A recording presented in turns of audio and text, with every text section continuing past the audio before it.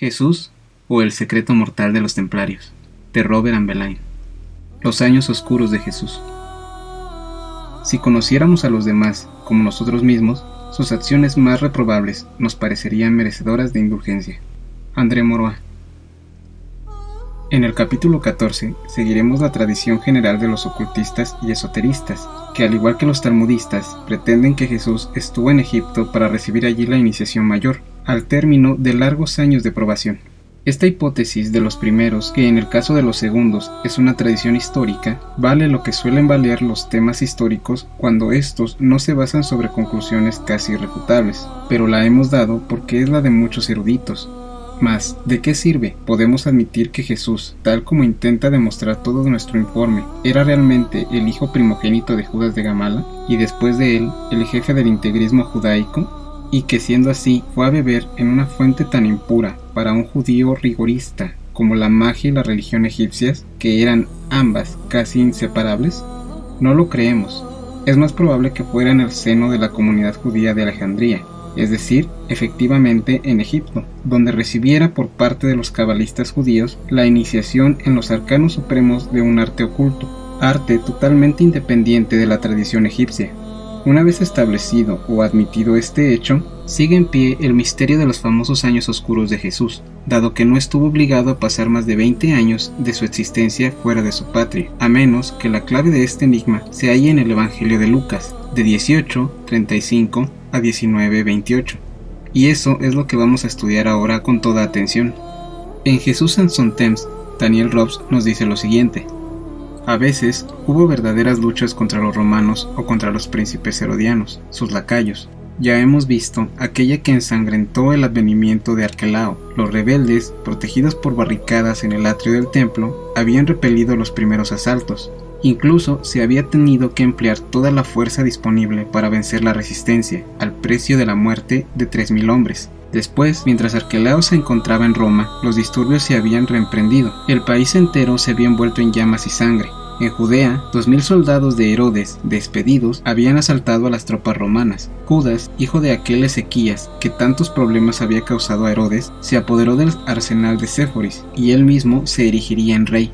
Fue preciso que Varus, el legado de Siria, acudiera con 2 legiones y a guisa de templo crucificara a 2.000 judíos en los puntos estratégicos del país. En el año 6 de nuestra era, nueva explosión de odio. En la página 138 de su libro, Daniel Robs había precisado el nombre del cabecilla de esos rebeldes permanentes. Judas, el rebelde que combatirá a Arquelao, será llamado el Gaulanita. Citado de Daniel Robs, página 158. Este es, en efecto, el tercer sobrenombre de Judas de Gamala, alias Judas de Galilea, hijo de Ezequías, el padre de Jesús, y que será citado en los Hechos por Lucas 5:37. Y en la página 136 de su obra, nuestro autor nos da fecha de esta primera revolución. Herodes murió en marzo o en abril del año 750 de Roma, y Arquelao le sucedió enseguida. La ejecución de los 3.000 rebeldes tuvo lugar a principios de su reinado. Esta ejecución corresponde, pues, a la primera rebelión, que él nos detalla en la página 158. Nos hallamos, por consiguiente, en el año 6 antes de nuestra era, año de la muerte de Herodes el Grande, 11 años antes de la deposición de Arquelao y de esa segunda revolución, llamada del censo, que tuvo lugar en el año 6 de nuestra era. Existe, por tanto, un intervalo de 11 años entre esas dos sublevaciones. Así pues, Arquelao se proclama rey a la muerte de su padre Herodes el Grande, pero desde su capital, Jerusalén, no reina sino sobre Samaria, Idumea y Judea, porque a la vez que él, sus otros 2 hermanos se han creado sus propios feudos, y reinan a su vez sobre sus tierras. Así, por ejemplo, Filipo tenía bajo su autoridad la Gaulanítide, la Traconítide, la Betanea, con su capital Panías, a la que más tarde se llamaría Cesarea de Filipo. En cuanto a Herodes Antipas, este reinó sobre Galilea y Perea, y tenía su capital en Tiberíades. Lacerado por la independencia de sus 2 hermanos menores, independencia que le costaba a él 2/3 de esa herencia que él esperaba que fuera total, Arquelao decidió ir a Roma, a fin de intentar obtener del emperador la confirmación de sus derechos. Pero al igual que él, Herodes Antipas embarcó a su vez rumbo a la capital del imperio, para hacer que se confirmara aquello que él había ocupado ya. Por último, una delegación judía, compuesta por 50 ancianos del pueblo, apoyados por 8.000 judíos residentes en Roma, se presentó también allí. ¿Qué era lo que querían? verse desembarazados de los reyesuelos incircuncisos y ser gobernados directamente por César. Después de haber oído a los interesados, el emperador Augusto zanjó la cuestión en favor del status quo. Cada cual conservaba su tetrarquía. La cuarta parte restante seguía siendo romana, y Arquelao regresó a Judea corroído por su rencor. Durante su ausencia, 2000 mercenarios que habían pertenecido a su padre, Herodes el Grande, y que él había despedido antes de marchar a Italia, se habían sublevado. Motivo: habían sido despedidos sin indemnización. Esto implicaba el latrocinio para poder vivir. Las legiones romanas intervinieron. Hubo una batalla entre esas grandes compañías y las legiones. En medio de este clima de guerra regresó Arquelao a su reino. Una de las primeras medidas que adoptó fue despojar del gran pontificado a Joasar, hijo de Boetos, a quien acusó de haber participado en el complot inicial y de haber estado en el templo al lado de los rebeldes conducidos por Judas de Gamala. En su lugar colocó a su hermano, Eleazar. Después, haciendo caso omiso de la ley judía, se casó con su cuñada Glafira, unión prohibida por el Deuteronomio 25:5 y por el Levítico 18:16 y 20:21. Más tarde destituyó al citado Eleazar y lo reemplazó por Jesús, hijo de Sié, y los años fueron pasando en este clima de tiranía y exacciones.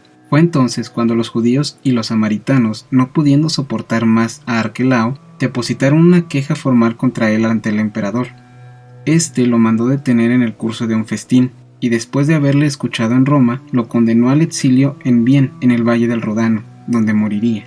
Como la condena de Arquelao se acompañaba de la confiscación de sus bienes, Quirino, legado de Siria, con la ayuda de Coponio, procurador, tuvo que proceder al inventario de estos. Dicho inventario llevaba implícito un censo, y fue este el que suscitó la revolución del censo, encabezada por Judas de Gamala.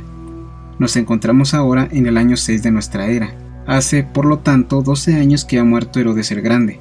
El Jesús, según Mateo, nació en los días de Herodes. Mateo 2:1-2. Cuenta entonces 12 años. El de Lucas acaba justo de nacer. Lucas 2:1-7. No tiene sino unos cuantos días. El de San Ireneo, discípulo directo de la edad apostólica, cuenta entonces poco más de 23 años. Por consiguiente, y tal como hemos estudiado en un capítulo precedente, habría nacido hacia el año 16 o 17 antes de nuestra era, en la época en que Herodes decidió reconstruir el templo de Jerusalén, y esa coincidencia sería la que posteriormente, hacia los siglos 3 y 4, daría pie a que los partidarios de Jesús identificaran a este con un templo místico, dado que en dicha coincidencia verían una señal. Y llegamos al hilo conductor de los famosos años oscuros de Jesús. Veamos el capítulo 19 de Lucas. Jesús viene del norte y se dirige hacia Jerusalén. Por consiguiente, tiene que atravesar antes Jericó. Y previamente se nos dice: yendo hacia Jerusalén, Jesús pasaba por los confines de Samaria y Galilea. Lucas 17:11. Veamos ahora lo siguiente. Acercándose a Jericó, estaba un ciego sentado junto al camino, pidiendo limosna. Oyendo la muchedumbre que pasaba, preguntó qué era aquello. Le contestaron: es Jesús de Nazaret, que pasa. Lucas 18:35-37. De ahí puede sacarse la conclusión de que los seguidores de Jesús constituían una multitud considerable, que hacía un ruido enorme, pero esa es la forma de marchar de una tropa decidida, y no la de una docena de tímidos iluminados, acompañando a su maestro espiritual. Mas prosigamos. Para aquellos que le escuchan y que se imaginan que, al estar él cerca de Jerusalén, el reino de Dios se les iba a manifestar, Jesús añadió una parábola. Dijo, pues, un hombre noble partió para una región lejana a recibir la dignidad real y luego regresar. Llamó a 10 de sus servidores, les dio 10 minas y les dijo: negociad mientras vuelvo. Pero sus conciudadanos le aborrecían y enviaron detrás de él una legación para decir: no queremos que este hombre reine sobre nosotros. Cuando hubo regresado, después de haber recibido el reino, hizo llamar a aquellos siervos a los que había entregado el dinero, a fin de saber cuánto le habían reportado cada uno de ellos. Se presentó el primero y dijo: Señor, tu mina ha producido 10 minas. Y le dijo: muy bien, siervo bueno, puesto que has sido fiel en lo poco, recibirás el gobierno de 10 ciudades. Vino el segundo, que dijo: Señor, tu mina ha producido 5 minas. Díjole también a este: y tú recibes el gobierno de 5 ciudades. Otro vino y le dijo: Señor, ahí tienes tu mina, que tuve guardada en un pañuelo, pues tenía miedo de ti, pues eres hombre severo, que quieres recoger lo que no pusiste y cegar donde no sembraste. Su señor le respondió: Mal servidor, te juzgaré sobre tus propias palabras. Sabías que yo soy hombre severo, pero tomo donde no deposité, y ciego donde no sembré. ¿Por qué pues no diste mi dinero al banquero? A mi regreso yo lo habría retirado con intereses. Y dijo a los presentes: Quitadle a este la mina y dádsela al que tiene 10. Y le dijeron: Señor, ya tiene 10 minas. Díjoles: Os declaro que a todo el que tiene se le dará, y al que no tiene, aun lo que tiene le será quitado. Y en cuanto a aquellos enemigos míos que no quisieron que yo reinase sobre ellos, traedlos aquí y degolladlos en mi presencia. Y después de decir esto, Jesús se colocó en la cabeza de los suyos y prosiguió su subida hacia Jerusalén. Lucas 19, 11 a 27. La continuación es bastante clara. En cuanto llega a Jerusalén, Jesús monta en el asno que le han reservado y que está atado de antemano junto a su madre, la pollina, a fin de hacer coincidir su llegada con la profecía de Zacarías. Alégrate sobremanera, hija de Sión, alborózate, hija de Jerusalén. He aquí que viene tu rey, el que es justo y victorioso, humilde y montado en un asno, un muleto, hijo de una pollina. Este rey dictará la paz a las naciones. Su poder se extenderá de un mar a otro, y desde el río Éufrates hasta las extremidades de la tierra. Zacarías 9, 9, 10. A este título será aclamado por toda la juventud judía al entrar en Jerusalén: Hosana, hijo de David, o lo que es lo mismo, libéranos, hijo de David. Y es entonces cuando entra en escena el ataque al templo, la arremetida contra los cambistas de monedas extranjeras, contra los vendedores de ofrendas y contra los peregrinos, los que compraban. Mateo 21, 12. Y ahora saquemos conclusiones. La pretendida parábola enseñada por Jesús a su salida de Jericó no lo es tal, ya que de ella no se desprende ninguna conclusión piadosa, ninguna enseñanza moral, sino más bien todo lo contrario. Jesús aplica por su cuenta la desventura de Arquelao, a quien los suyos no querían como rey y que se vio forzado a irse a un país extranjero para recibir allí la investidura necesaria, y que luego, al regresar, pidió cuentas y castigó duramente a quienes se habían opuesto a su reinado. Es probable que la salida de Jericó de Jesús y de su numerosa tropa, la muchedumbre, se acompañara de una ejecución de prisioneros, y que a continuación, sin semejante impedimenta, hubieran podido marchar en buen orden hacia la ciudad santa. Pero eso era cosa corriente en las costumbres de aquellos tiempos, y nuestros celotas no eran más sensibles que sus adversarios. Por otra parte, ¿quién iba a reprochárselo? Pero cuando Jesús se identifica con Arquelao al asumir la aventura de este, tal y como nos relata Lucas 19, 12 a 19, 27, no conoce más que el comienzo. Ignora todavía que, por haber castigado a aquellos que no le querían como rey, Arquelao será destituido de su trono por el emperador Augusto y enviado al exilio, a Bien, en las Galias, en el año 6 de nuestra era, donde morirá poco tiempo después. Y por consiguiente, extraemos de aquí una última conclusión. La salida de Jericó, la ejecución de los prisioneros o de los rehenes, la marcha sobre Jerusalén, el ataque del templo, todo ello es anterior al año 6 de nuestra era, anterior a la revolución del censo, que tuvo lugar en dicha época, dirigida por Judas de Galilea, y que por lo tanto se trató de la segunda sublevación de este. De modo que este último vive aún. Jesús, al igual que todo hijo primogénito de un rey legítimo, es un delfín.